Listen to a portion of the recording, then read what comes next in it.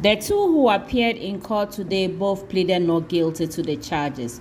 Counsel for the accused, Rashid Mohammed, has sought bail for his client, but His Honor Justice Alexander Owari declined the request and asked that they be remanded into police custody. Earlier, Abdul Haq Abubakar, one of the accused, had pleaded guilty to the charge, but later made a U-turn and pleaded not guilty.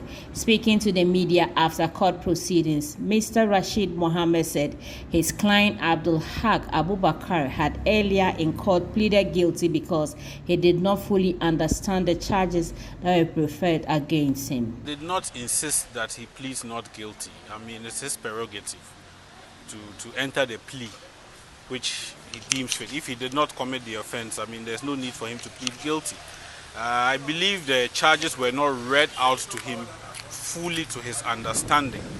That was why he made an error and pleaded guilty. But upon rereading the charges to him and explaining it to him better, he understood the charge and then pleaded appropriately not guilty. Well, I was disappointed. I mean, he pleaded not guilty, and per our laws, anybody who pleads not guilty to a charge is presumed innocent until he is convicted by a court of competent jurisdiction. So he was entitled to bail. I mean, since all offenses are bailable in Ghana now. But we would move to the appropriate courts and ensure that we get bail for him. Senior counsel for NEDCo, Terence Nina, said in the past, NEDCo was interested in people being punished by fines. But with the increase and constant theft of their meters, they are urging the court for custodial sentence. The offenses are quite straightforward. One is theft of meters belonging to NEDCo. Indeed, meters that had been fixed on the premises of our customers.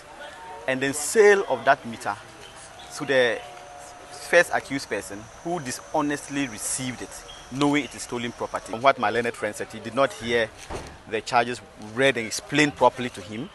So in saying he was guilty, he did not probably understand what that meant. So it was a correction at the court that if he's entitled he's entitled to change his plea. Even if he said he's not guilty, he can change it the next time we come to court.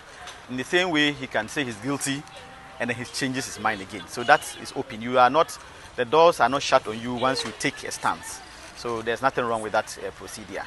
And all I was just saying was just to gently urge the court to observe the initial plea that he had taken and then take note that the accused person had willfully, in my view, but that's not the same view my learned friend has.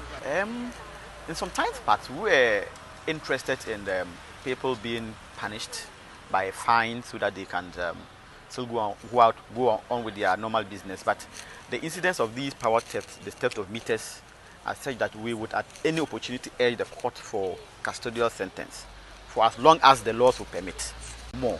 But the court has that discretion to find the person. It's a discretion exclusive with the court.